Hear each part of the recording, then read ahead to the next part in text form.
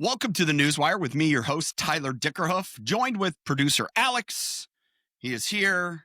He is trying to get over Sacktober. We'll get into that later. That's just a nod to some of you that understand. But today we're talking about the tariffs that were kind of brought back into the forefront on Friday through a President Donald Trump post on Truth Social, where he reaffirmed that there's going to be a price to pay to bring Chinese goods to the U.S., 100% tariff that they say will go into action on November 1st unless something is decided. This shocked the markets on Friday globally, not just in the U.S., globally, but also cryptocurrency.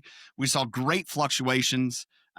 As we were getting ready for this, I kind of shared with you my perspective, Alex, is like, this is just not a big deal to me. And there's reasons why. So we'll get into that, but would love to share kind of your initial take on this story, the markets, everything else. No, looking at the story breaking on Friday, I always have, financial news on the TV here in the office, and saw, 100% tariff, and like nothing, there was like the markets were volatile, but like nothing crazy. And then out of nowhere, everything just started dropping. Like, you talked about crypto, like 30-40% in certain things all across the board. And then so everyone's freaking out, what the hell's going on? And then Sunday comes and President Trump, posts, nothing, no big deal. Like, I only want the Chinese economy to be great. It's like, you say that after like this huge flash crash. It was something like a trillion, like 1.5 trillion, like leverage trading was wiped off of the markets or something like that in like 24 hours. And then Trump posts that, and so you come to today and everything's up, and it seems like they're going to make a deal, and it's like like you said, like a nothing burger. And I'm like, what market manipulation is this? Because that's what it just seems like. So there's two things I would interject. So I spent 4 years this was 15 years ago now, working in the commodity markets. I was working for a firm that we consulted with dairy farms, and we helped them take positions sometimes, but more importantly, get delivery of commodities. So understanding the soybean trade, corn trade, China was a big part of our business. I just pulled up the stats. This is from the International Grains Council. Okay, you shared with me an article was talking about the price of soybeans. The commodities, corn and soybeans, are at, decades low in the U.S. Yeah. You shared an article talking about, how low soybean prices were, well below the cost of production in the U.S. And a large part of that is because China has not hasn't bought any or taken any deliveries of U.S. soybeans this year. This is nothing new. This is what China does. China does this because they are the quote unquote 900-pound gorilla in regards to soybean consumption in the world. And so they will often do this to manipulate the markets in their favor, because they will do this and they have enough volume where they can drive down the price of soybeans 15, 20, 30% in a given period based upon how they participate in the market. And it's different than in the U.S. because you have all of these different firms, international firms that all kind of, participate, do their own. The Chinese pretty much act as one sole entity. I pulled up this stat from the International Grains Council. Trust me, this ties into the tariffs, right? The International Grain Council. In 2024-25, so last crop year, the world estimated production of soybeans was 421 million metric tons. Guess what the world consumption is? Is it in the Just millions? say this, plus or minus or equal. Plus, minus, equal. I would say minus. Wrong. It is greater. It's greater by 8 million metric tons. So again, what you're saying is, if in a commodity market, we have a commodity that's tanking, but yet the consumption in the world is much higher than our production. What does that tell you? I'll jump to it. It's called price manipulation. Price, I was going to say they're manipulating. So someone's manipulating there are something. there's two main producers in the global export trade of soybeans? The United States, which produces way more than it consumes, and then South America. Well, the Okay. interesting thing is South America, being in the southern hemisphere, has a different growing season than the US. So we're just to the end of the US growing season. Right. We're just now harvesting soybeans. So our US stocks are at the lowest they will be for the entire year. Meaning we went through an entire year of using whatever soybeans we have. Now we're harvesting, we're replenishing it, but we've used up everything we've grown. Where do you think they sit in South America? In warehouses? Yeah. And so they're about the mid-cycle of their year because they are just about to start planting. And so when you look at the big pool, all China's doing right now is screwing with Trump, screwing with the US. So him saying we're putting 100% tariffs on it, knows all of that, and say, quit screwing around. If you want to play like this, we'll play back harder. Unfortunately, the victim in this case is the farmer, but yet guess who's been the victim for 30 years? Americans. The farmers. Oh, well, I was going to say, because this is nothing new in agriculture. It's, oftentimes because of how we compete, the lack of U.S. functions. All right. So that's the play on how I view China. It's just, this is what they do. And well, the other thing that I was reading, which that's one part of it, but then you have the rare earth metals that China basically has a monopoly on. Correct. That was the other big one with AI and chip making and all those things. So that's why the Ukraine deal months ago was going to be such a big deal for one, we did, do something, but to find peace there is such a big deal because then it essentially says for a short period of time, the U.S. doesn't need China. All right. Yeah. So if you put the screws to them in regards to a commodity that they need, they can't produce enough. They have to buy in the world. And you can buy a lot more from South America today. But guess what? Tomorrow, you're going to have to buy from the U.S. They're going to have to. There's not enough world production because here's the other thing. Say they buy all the South American soybeans. Right. Where do you think Austria is going to buy theirs? America. Yep. Where do you think Indonesia is going to buy theirs? America. Where do you think Africa is going to, all the countries? America. Exactly. And so it's kind of like it's a short term, but man, it's really painful in the moment. But yet, because we don't overproduce in the world, it's pretty even. It'll work itself out. It's just because it's something you can store for months to years, it gets a little difficult. But coming back to the rare earth, that's the game that China's kind of playing a little chicken with. Yeah. There is no doubt in my mind as we're talking about this, China is telling Putin, hey. Your cows just went running so fast over a fence. No, through the fence. It's a little windy here. Oh, okay. I just saw them jet across the screen. Yeah. I've never seen them run, dude. It's like super windy here today, so maybe they're a little frazzled. I mean, anyways, I didn't see it. Sorry, I didn't know if there was like a wolf or something. No, I mean, could be a coyote out there. I don't know. Who knows? That's live. Yeah, let's go. Right. So, anyways, so I think that is a big part of, all of this negotiation. And that's why it's brought up by, in these articles. But here's what I would say.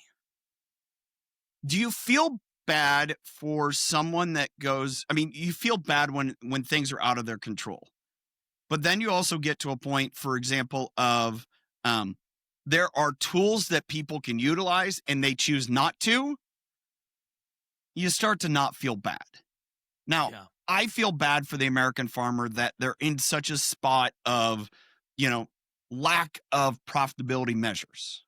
However, there are plenty of tools in order to forward sell. Like, for example, there were pretty good prices for soybeans if you sold them back in March. And you can look at that. The day I plant, I could sell my entire crop using the commodity markets. I could use puts and options. I could hedge myself. And many, I would say probably today, more than 50% of farmers do that because of this mass volatility that we're talking about. there's a lot of them that are still thinking, oh, I don't do that. I plant it in the spring, I sell it at harvest. Well, Yeah, traditional. and you're going to get screwed is what the market over the last 20 years has done, because what you were talking about, the hyperventilating of traders causes all that volatility. So coming back to what's happening in the stock market, this is my take. This is people scared of their positions, and they don't want to get left holding a bag. So that is telling me that, they're not based on fundamentals. They're continuing to just kind of goose it and make profits. And then all of a sudden anything comes out a little sideways, they bolt for the doors. Right. And that tells me that what I believe this overcooked market, when you see gold, what it is now, well over $4,000, is, man, I've thought this for 2 years. I think it absolutely now. We are much closer to a massive correction. And, people are like, oh, that'll be so bad. No, Trump's relying on it, because you have to have a massive correction to like reset in order to get prices back in line, in order to, have the next surge in, the healthy economy. So we've had such this run. You need some type of reset to, scatter the chips per se. And that, to me, what happened on Friday is just a further indication. I heard this. You ready? This is a classic old-time trader. Old-time traders told me this. Sell Halloween, buy Easter. Sell Halloween candy, buy Easter candy. Now, it's not absolute seasonal, but man, there's a real story for it right now. Sell Halloween candy and buy Easter candy. Sounds like it could happen. Yeah, it was interesting, and I think let me ask you this: what comes next? Is it because you have till November 1st this deadline, and then the other thing I want to get to ask you is the government shutdown. We're on, was it week 3? So you have this tariff. Are you all right? Yeah, I'm just okay. We're live, so I figured I could grab my drink. No worries. So what happens next with the tariff talks with China? Does that just fizzle out? They figure something in the next 3 weeks, and then does this government shutdown get fixed, or what's your speculation here on both? How do we solve these problems? The firm I worked for, the guy who started it, started trading back in the 80s, doing mostly cash delivers, but understood the market. And one of the things I learned from him is it's a term called Saber rattling. That's all that's going on. Yeah. China and the U.S. are just rattling their sabers. China's like, we haven't been in the news because the news has all been about, everyone else but us. Yeah. We need to be in the news. And Trump also realizes they want to be in the news, so let me just go poke the bear. Now, I would, by anyone's guess, he did not expect the market to flip out, but it's also kind of like, oh, then the market's that toppy, meaning it's that close to being unsettled.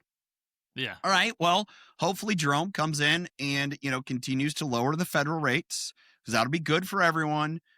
Just make this money a little bit cheaper so people can, more easily survive through the next 12 to 18 months.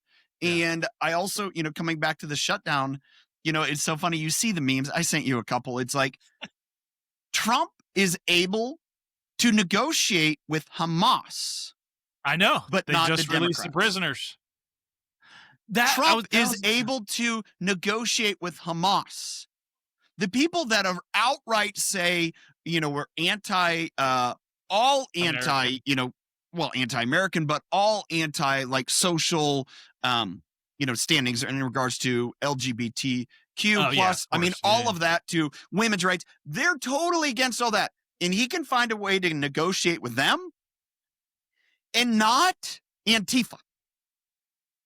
And it just kind of like the absurdity when you really stop it, and I saw this stuff over the weekend, of course, where, there were people so upset that, they're like free Palestine, free Palestine, free Palestine.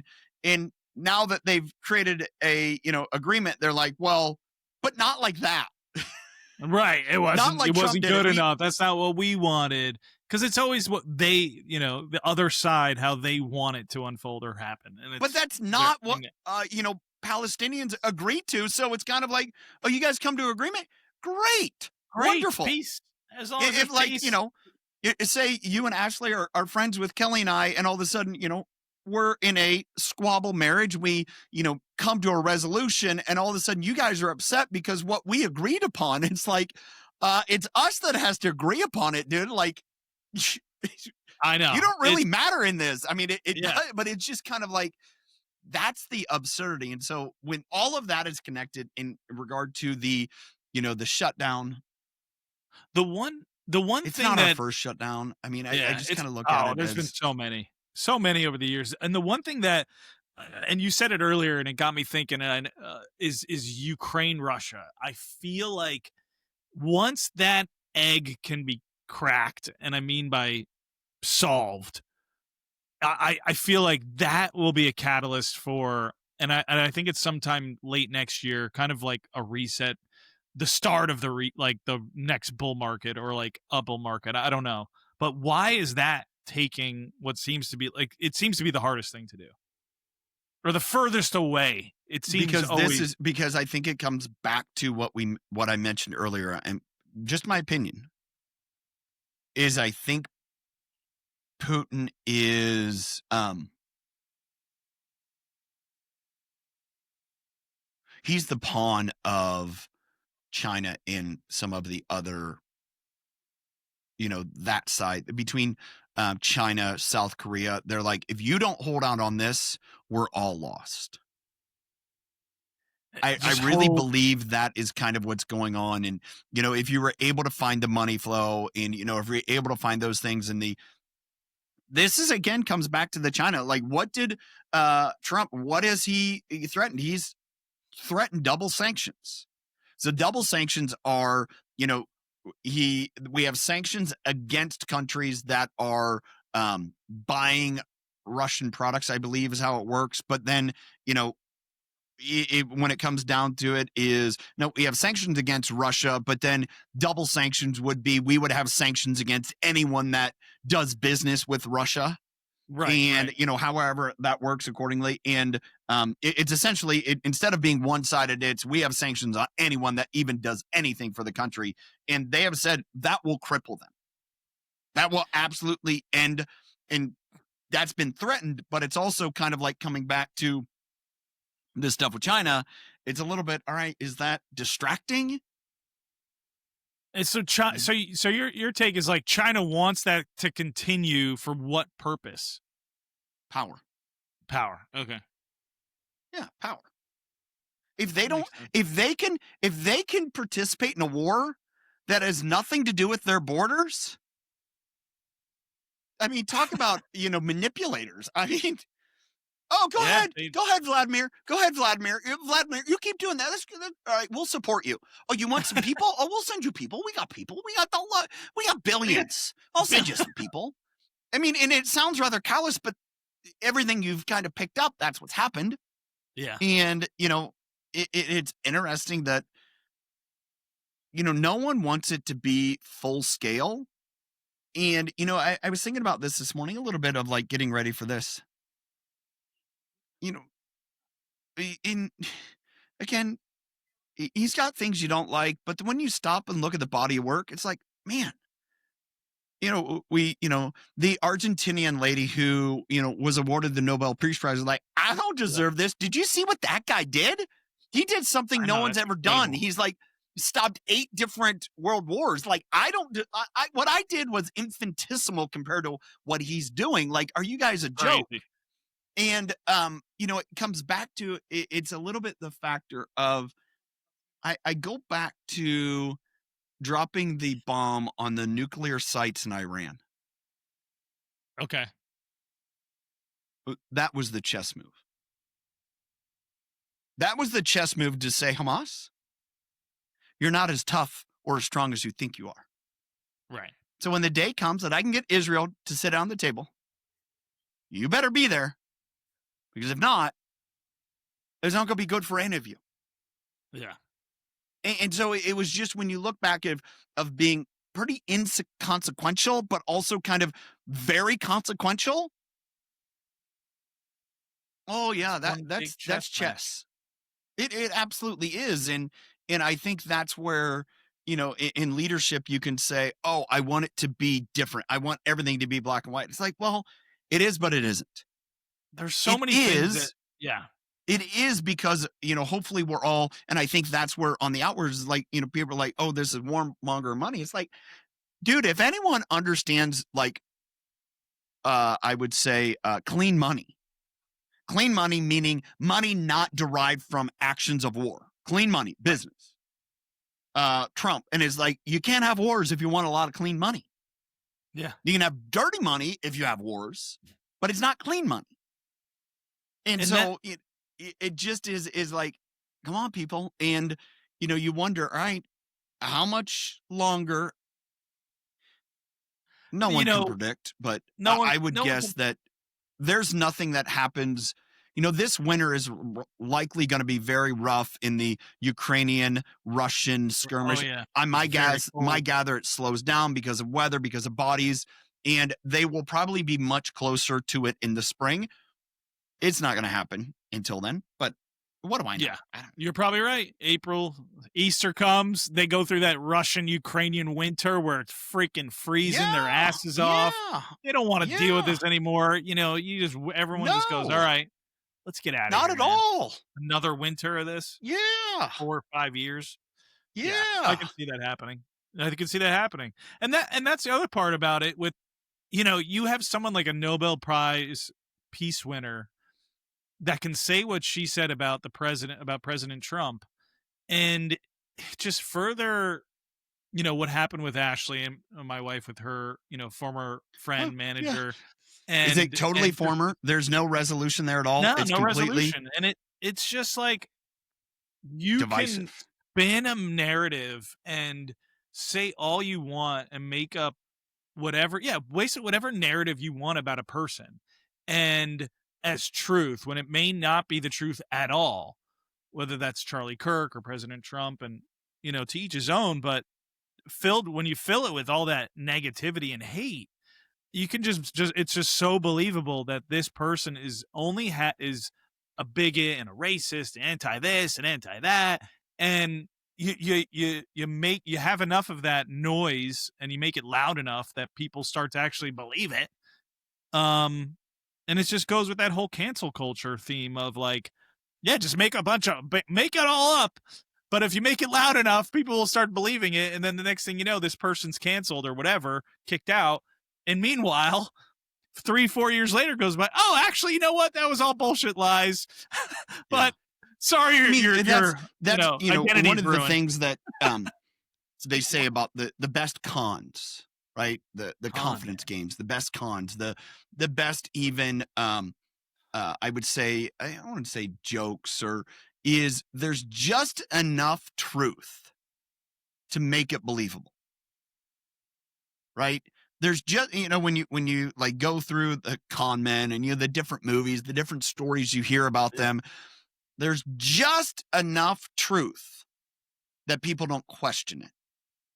And when I think what's going on, what's been so divisive in the whole political realm is there's just enough truth. There's just enough truth that people want to grab a hold of, as opposed to say, all right, that may be true, but that's not all the truth. Or it may And not be true at all. And maybe you should continue to research and be a critical thinker, but and I not think just that's believe. where it gets confusing is usually in those cases, it's just enough truth. Yeah. Like there's just this speck of truth, just enough that people are like, oh, well, maybe. And so when you start thinking maybe, then you're open to the rabbit trail. Yeah. Diving down the rabbit hole of all sorts of, rhetoric that Yeah. gets people to believe a certain way, and you hear it over and over and Well, over again. You just believe it that to be the truth. yeah. And Well, and most you can't people believe it to be different is, and here's the other thing that I've learned on this is once somebody believes something, all right, let's just say, for example, because we haven't got there yet, and let's just say it. let's say that, you believe the Jets, the New York Jets, are the best football team to have ever been owned, constructed, whatever. Let's just say, for example, you believe To that. ever play the game with the Yeah. pigskin. Yeah. Just say you believe that. If Okay. somebody came up to you and said, oh, no, the Giants are better, or, the Patriots, like that team that you're like, no, we are better than them. That's not even a question, right? The Patriots are a lot better than the Jets. Let's just be honest. The Giants have won more Super Bowls than the Jets. Let's be honest. But yet, no, the Jet, right? You're just so beholden in the identity is all right. I'll turn this around on me. It's painful. It's going to be really painful. Man, I should really text Robbie to say, hey, you might want to listen to this for a second. Let's say, for example, someone said, hey, Tyler, that team up north, man, they're one of the best football teams ever.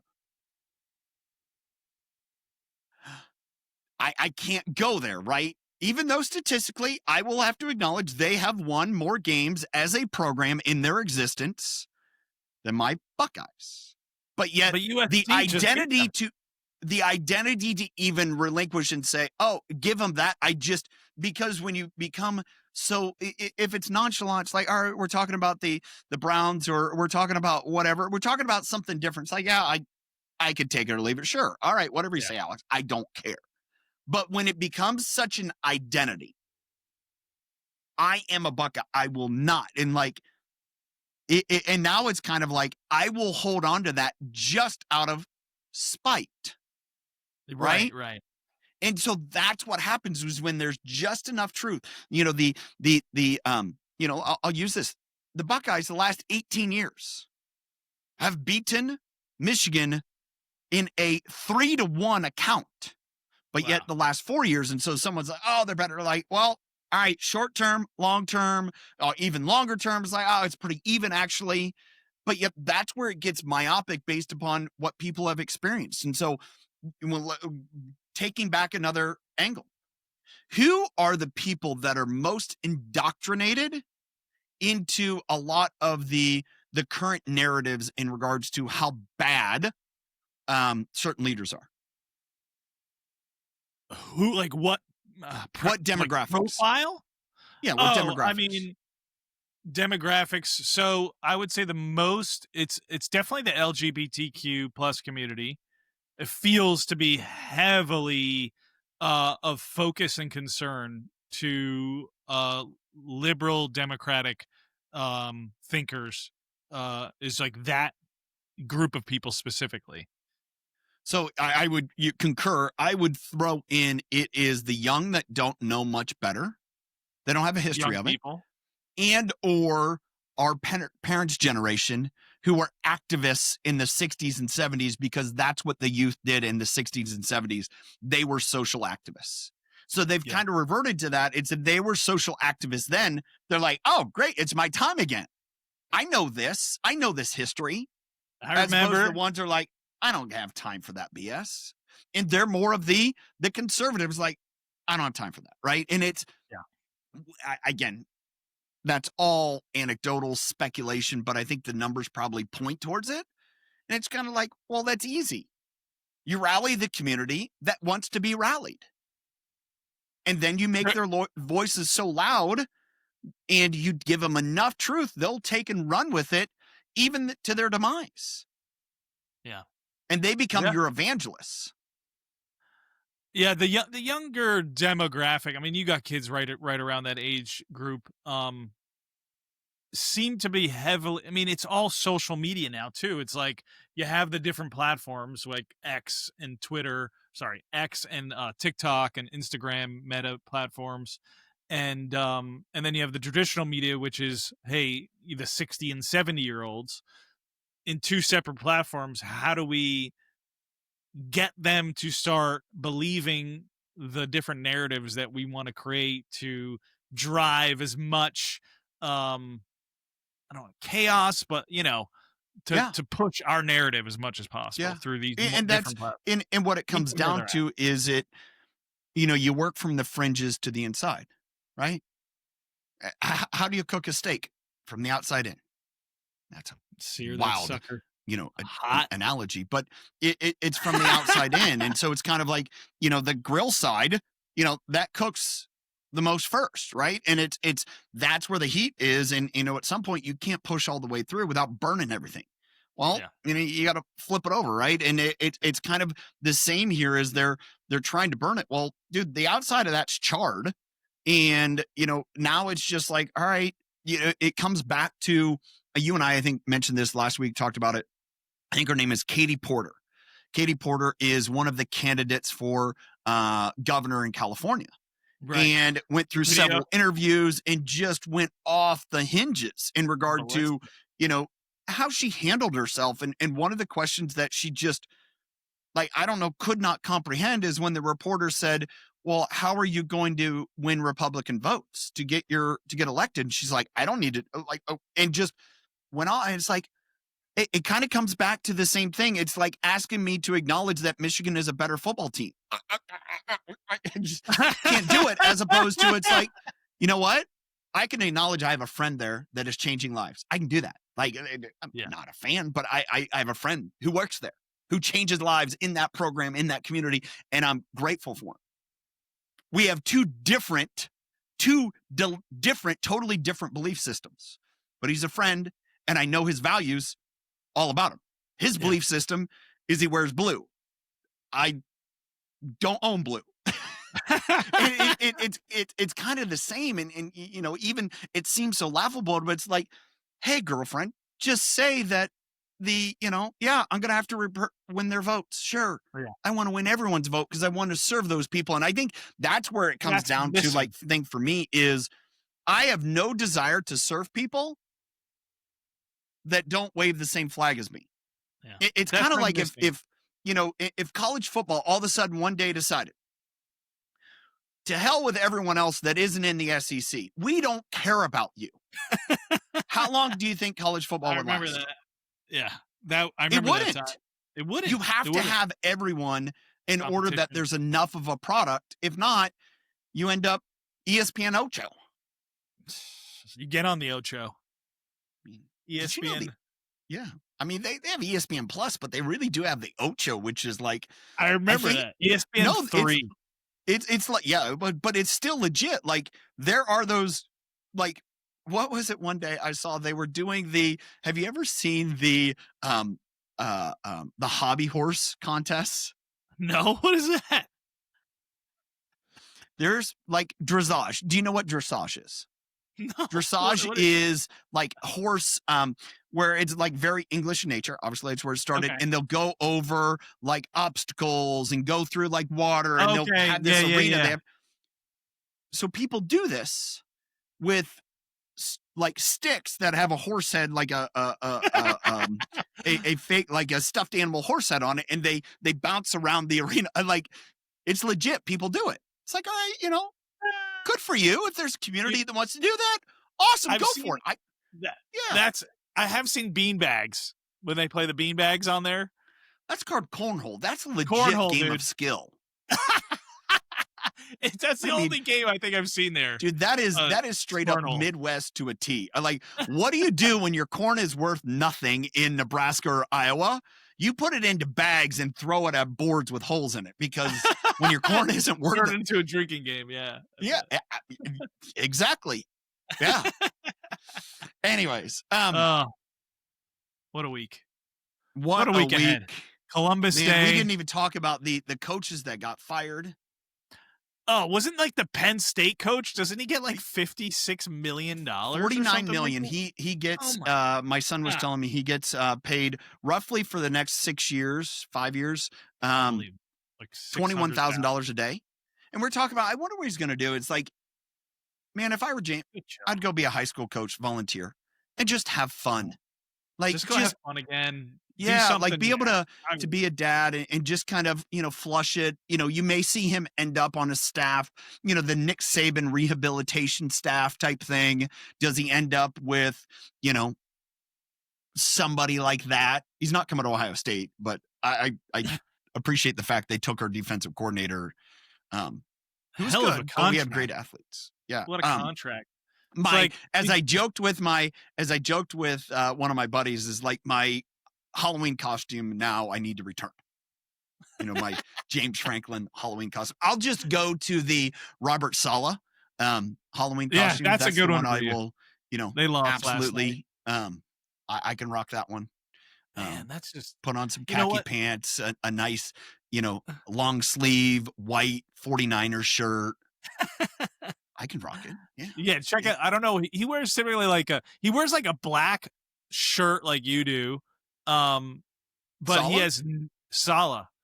Yeah, no, now that he's back with the Niners, he's because more of their colors are white instead of black. It's red. White with the Niners. Yeah.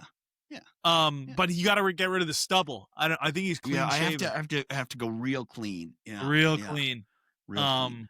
Yeah, but they lost. I mean, here's the funny thing is if my kids were little and we were to do that, there would be like one of like 25 like parents, a dad would be like, "Oh, I get it." I get it. Yeah. Especially if you had like put on like a headset, right? And have the Niners. Yeah. You have to like just play it out as opposed to, "Oh, I'm just a fan." It's like clipboard. Yeah, you got it. Yeah, you got the headset, the clipboard, the full outfit for make sure that the 49ers. Yeah, 1 out of 25. That's about right. Yeah. I don't know. I think we're going as my son's dressing up as Santa Claus. And my daughter's Mrs. Claus, and me and Ashley are elves. That's our Halloween outfit. I like it. Okay. Nice. Good. Oh, wonderful. My God. But it's cute. It's fun. All right. As a wrap, any final words here, Alex, in regards to tariffs, trade? Happy Columbus Day, Monday. I know a lot of people are off today. So hope you're having fun, enjoying. Hey, finally the weather here turned. I'm so happy. The humidity's down. Wake up, it's about 60, 65. Only hits about 70. It's great. Yesterday, I think the high got to 46 or 9.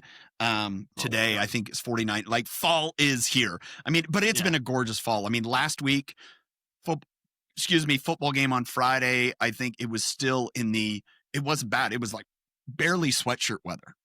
It was perfect. And then it started raining. It's been raining. It's supposed to be like maybe upper 40s game time this weekend, which is like football weather. Yeah. It's great. I love that. Anyways. That's it. Good. All right. Well, thanks for joining. Remember to hit subscribe and the bell on YouTube whenever you get notified if you're watching on Facebook or LinkedIn. Comment, share. Would love to get your take on today's conversation. Till next time, choose to lead with impact.